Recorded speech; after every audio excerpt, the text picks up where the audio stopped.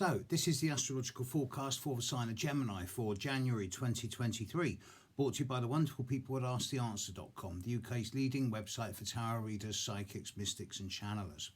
Okay, Gemini. Right, it's the start of a new year. So you'd think, okay, new year, fresh start, new beginning. Yeah, maybe. Let's look at what's not happening. Uranus isn't touching you. Pluto isn't touching you. Neptune is standing still, squaring the sun of a few of you. Those of you who were born around the 13th, 14th, 15th of June, well, yeah, you've been under a cloud this last year. There's been a lot of fatigue and weariness, but that is clearing. Still a couple more months to go, but the more you get into March, the more you should feel as if you're a lot lighter.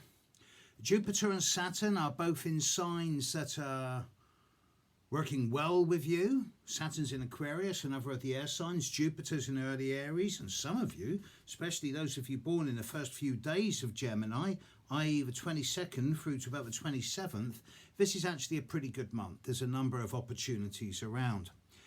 Venus and Mercury, the Mercury retrograde that's ongoing at the moment, that's going on. It's not really touching you, but you can be sure it's touching the lives of people around you, so you don't want to get too involved with that. No big changes of course or no major decisions if it involves other people in what you're doing. If it's for yourself, I'm fine with that. The new moon in Aquarius and the full moon in Cancer this month, relatively tame, not really influencing you. And then there's Mars.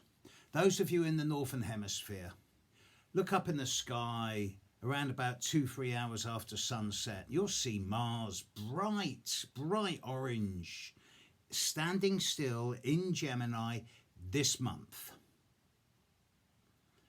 What this means is that for those of you born around the 30th, 31st of May and the 1st of June, that this is a time where it'd be very easy to get rushes of blood to the head, to say or do something you later regret. Mars is standing still now, and over the next week and a half to 2 weeks, it'll be easy for any of you to overreact or easily get your buttons pushed. The more you get into the second half of January, the easier things should become and the more proactive you can be.